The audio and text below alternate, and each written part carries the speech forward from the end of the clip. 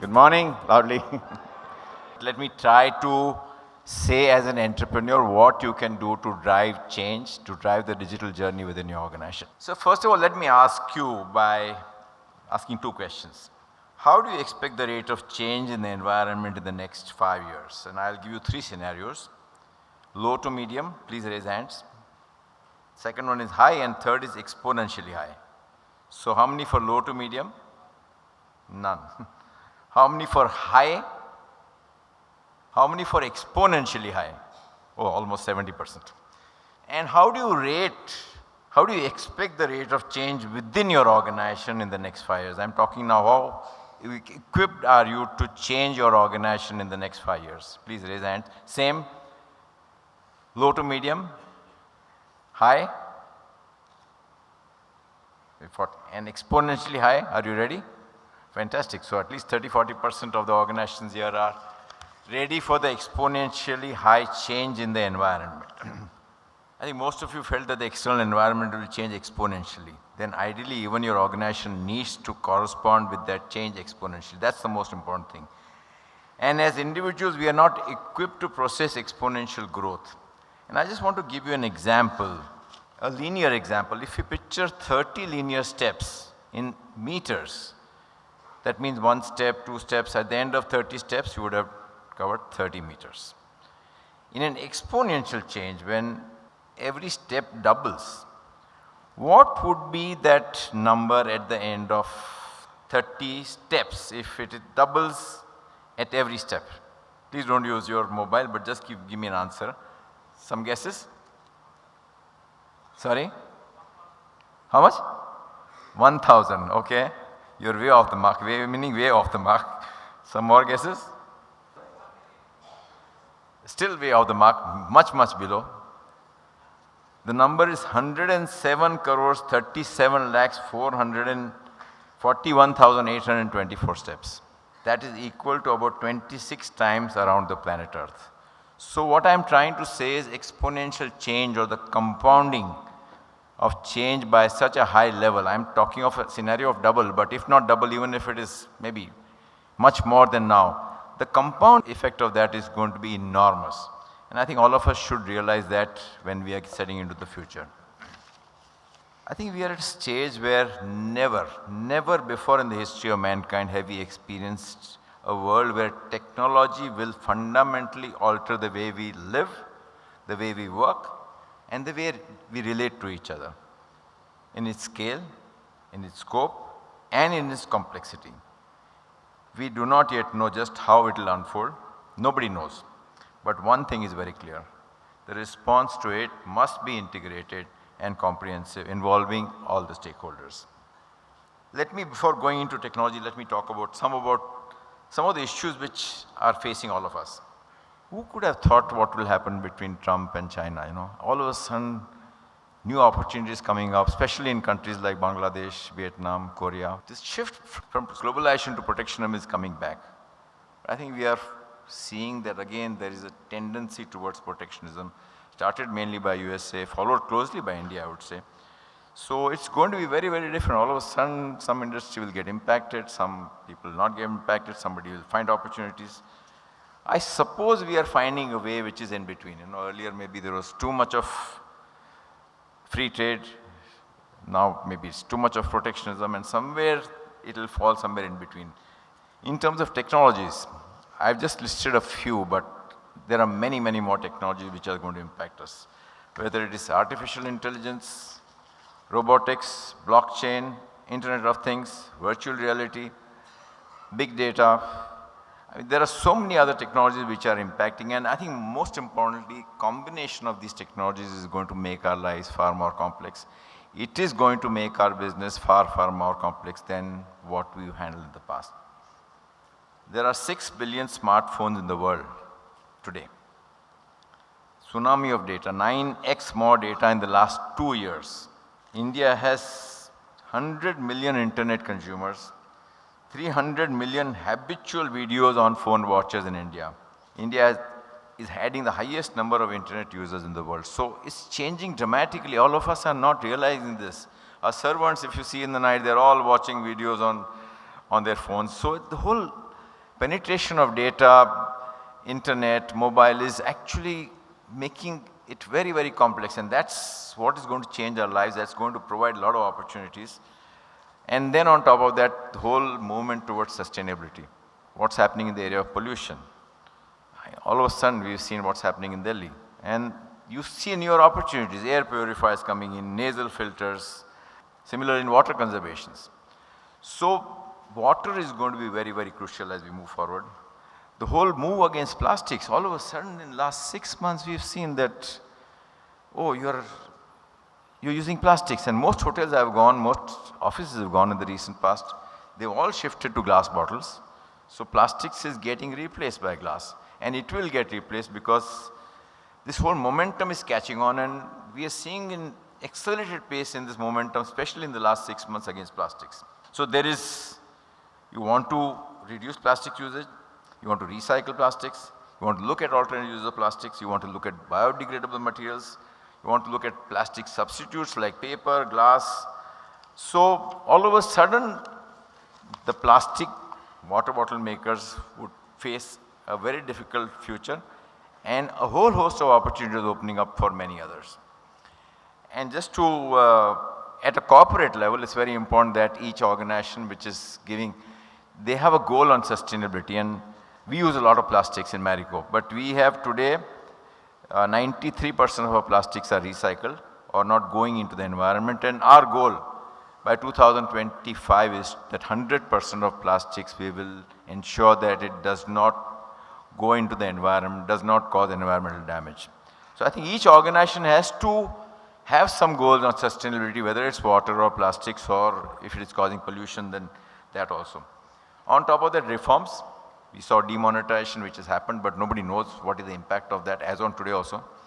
Everybody is wondering why the business is not picking up, but definitely in my opinion, it has had its impact, especially in small towns, amongst traders.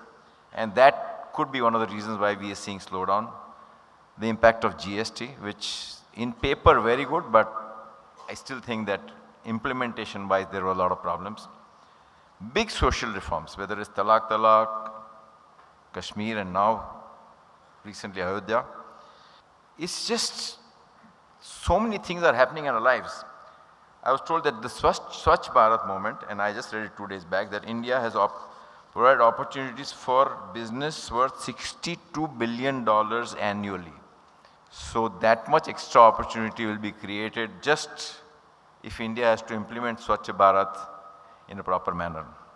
I think all this leads to a situation where things are volatile, uncertain, complex, and ambiguous. And the rules to win will change dramatically in future. We are seeing that the millennial consumer, now the millennial consumer is the young consumer who was born after 1980. Their belief in terms of what they should be buying is completely different. They seek experiences, not consumption. We have seen that they don't want to own cars. They are very happy using Uber, Ola. They don't want to own houses. They don't even want to own jewelry. They will, whenever they have to go to a wedding, they'll rent jewelry. Even expensive clothes also they don't want to own. They will just rent it. So all of a sudden you are seeing that the demand for cars going down.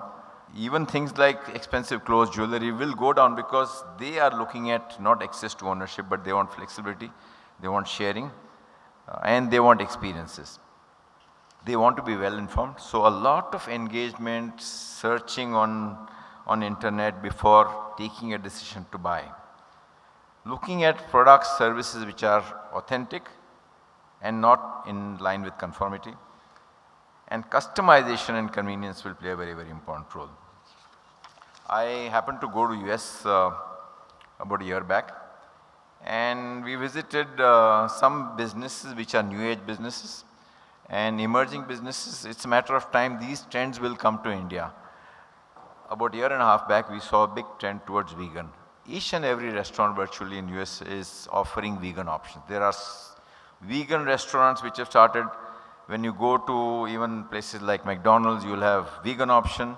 So the whole vegan trend is actually changing the nature of the food industry. There's one company by the name of Peloton. It's based in US, and they sell cycles with a video screen and live streaming of workout classes at home. So if you're not in a big city, if you're in a small town and you cannot go to a gym because there may not be a gym in that town or cycling classes, you can actually buy that cycle.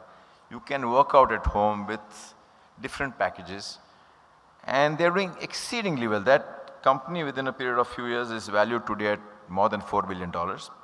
What this company does is providing a lot of flexibility to people to do things at home which they could have done in a gym.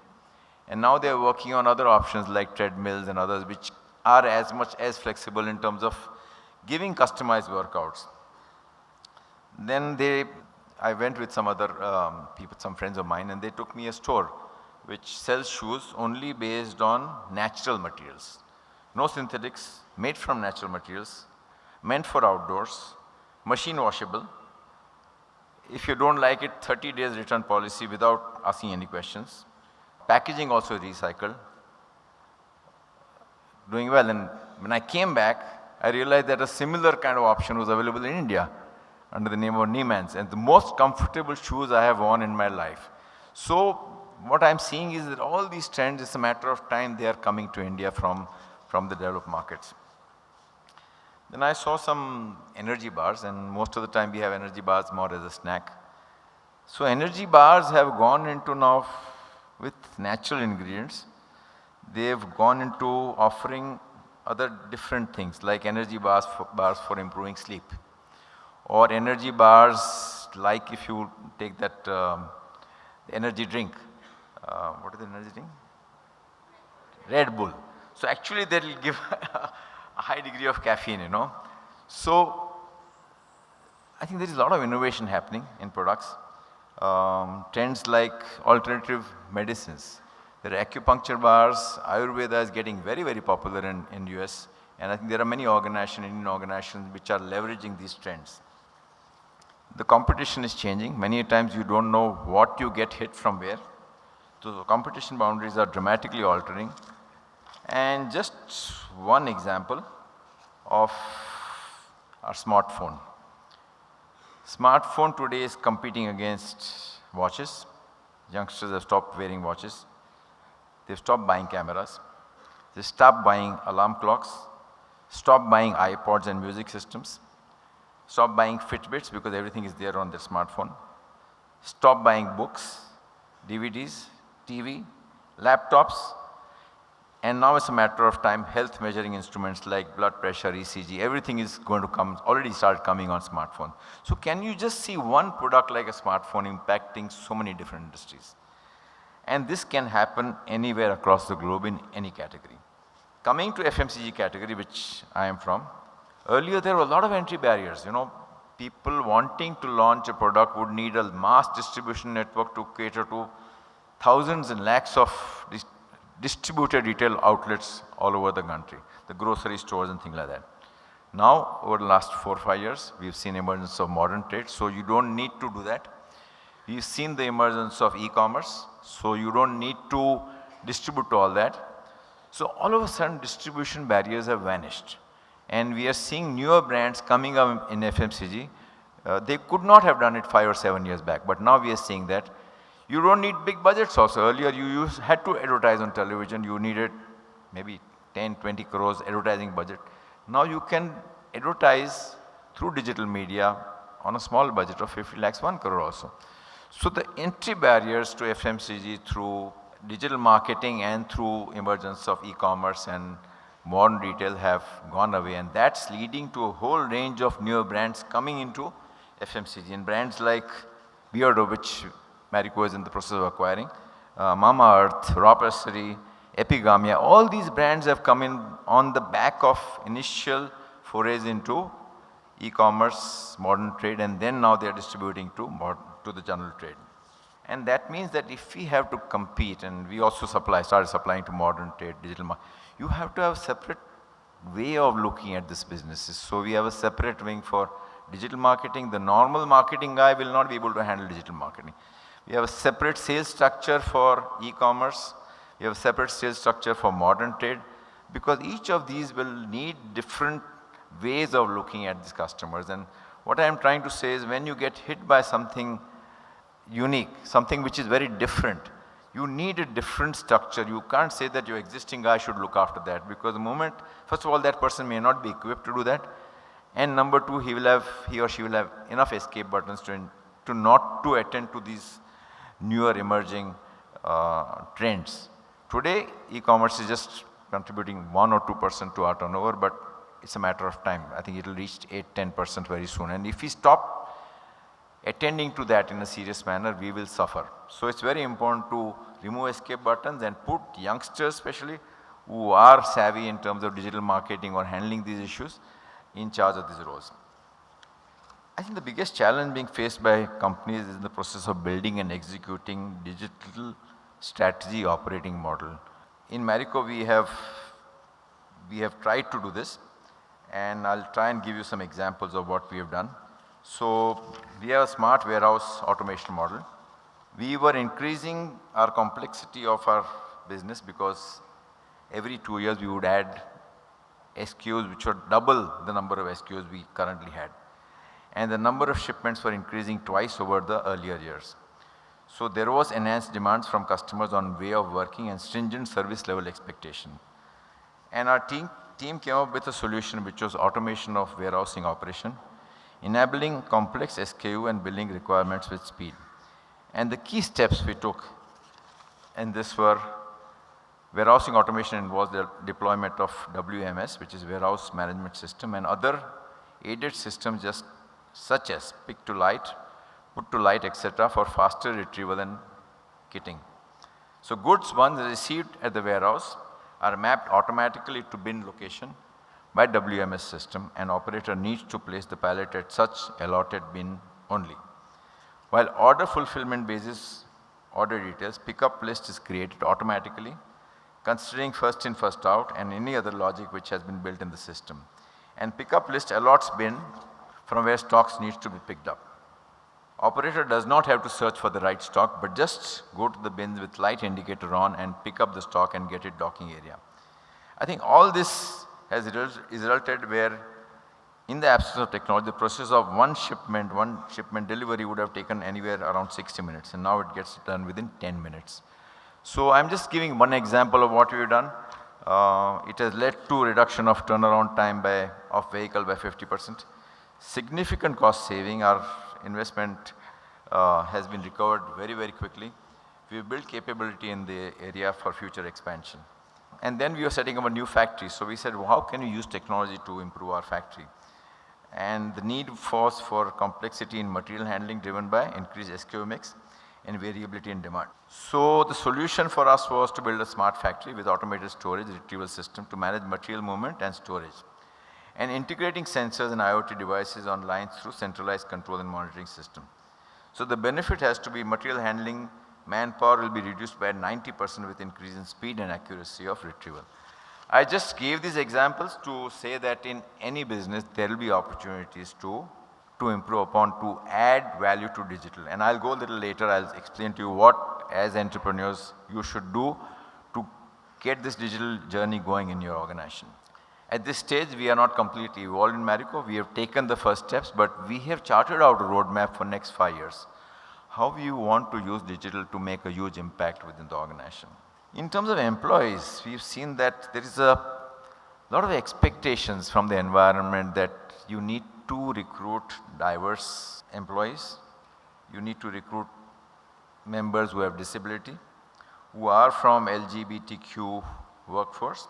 And I think the biggest challenge in the organization is to accept these people. Many a times, current people do not expect people with disability or some other gender issues. And it's very important as owners and as entrepreneurs to teach our people that this is a very much a part and parcel of our population. They have to be treated with respect.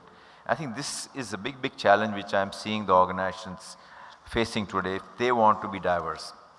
On top of that, we have millennials and their expectations are very, very different in terms of what kind of companies they want to work for. Millennials are purpose driven. They need empowerment. They want faster growth. They want promotions. They want job rotation. So unless organizations proactively provide that opportunity to millennials, one may not be able to recruit good millennials. And I think this is something which is going to impact all of us. So it's very important to take proactive steps and ensure that on governance front, on the purpose front, empowerment, cultural building, it's very important to take steps to ensure that the millennials will join you. Otherwise, they will just rule you out of consideration and they may join the organization which does this. We have implemented what we call reverse mentoring. People like me, my current managing director, I have not done it, but my managing director has done it, what is known as reverse mentoring. So a young 25-year-old person would teach the managing director, reverse mentor, in terms of what the digital trends, how to cope up with today's world. And I think that is also turning out to be quite interesting. It's a very good experience for the youngster as well as the managing director or all the senior people. So let me come to the end of my last 5 minutes of my talk. If you want to be prepared for the disruption, then what can you do as an entrepreneur? I think the interesting fact is that everyone wants to go digital, but no one knows how to do it. You know, that's what I've heard from others, that it's a big thing. They don't know how to go about driving their journey. And when you ask anyone, they say, yes, we are doing digital. So there is a big gap in terms of what they think they are doing, what is the potential, and where the world is moving. So I will try and give my bit in terms of if you want to drive a digital journey. It's a very simple steps, some simple steps which you as an entrepreneur should take. I think first of all, as leaders, we have to be aware of what digital means. So I would say that start reading a lot on digital, whether it's books or internet searches. It's very, very important to be aware at least of the basics of digital and different technology which are happening. Should research on what other organizations are doing in your own type of industries and related industries. If you are a part of an ASCENT trust group, discuss the digital journey in your trust group, because then you may get a lot of inputs. I would strongly urge each trust group to take digital in one meeting and discuss in detail what can they do. It will be a lot of mutual learning. Attend seminars on digital integration. Interact with thought leaders and consultants. Discuss with your key suppliers, key customers on the likely scenarios, because many times nobody will know how the scenarios will pan out, but likely scenarios you can think about. And basically, in short, get the outside in, what is happening outside, and try to get in at your level. After doing that, I would say that there are some individuals who may be in your organization, some skills, and I think we've seen that happening more amongst millennials. They are more digitally savvy. You need to get them into some sort of a task force and ideate with them what can happen to your business over a period of time, and where are the opportunities to implement digital. Is it amongst customers? Is it in the area of sales and distribution? Is it in supply chain, talent, manufacturing? And I think just have a brainstorming session. Have the right digital capability at the top management. Then prioritize what is ideated earlier. If there are any capability gaps, plug in those capability gaps. And then prioritize that and have some sort of a digital journey for next 3 to 5 years. It will take time, it cannot be done overnight. So have a 3-year roadmap, but don't freeze it. Every 3-6 months you see something new may have come in, so that roadmap may undergo some change. And form a task force which is ideally headed by the CEO or the entrepreneur, and review the progress on different projects. You will have to break up all this into 10, 20 different projects depending on what you have ideated and what you have prioritized. So every 3 months or every month, projects should be discussed in that task force. And if there is something coming in the way, and normally there are interfunctional issues which may delay projects implementation. So iron out all these differences and ensure that the digital journey happens. Many a times you may not succeed in many digital initiatives, but you will succeed in some if you take it seriously. After that, run a series of experiments. It's very important to experiment some of the issues we've identified. Have proof of concept to choose right intervention and right standardization, and then scale it up over a period of time. And while doing that, continuously build talent capability. Empower your teams to think digital for continuous enhancement and improvement in digital solutions. Let me end by saying that transformation cannot happen without strong drive and engagement of senior management.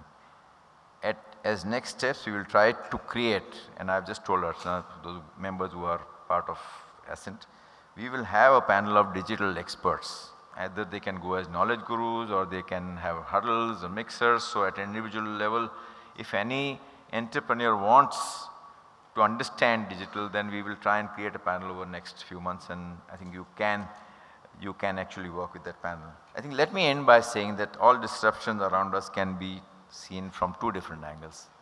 They are a threat, but it is up to us how we can make use of these and make them opportunities. So with that, I would just end my talk by saying that please take this subject seriously and try to make these transformations from an opportunistic mindset and the journey. And I'm sure that you'll be able to cope with future with far more success if you follow this. Thank you.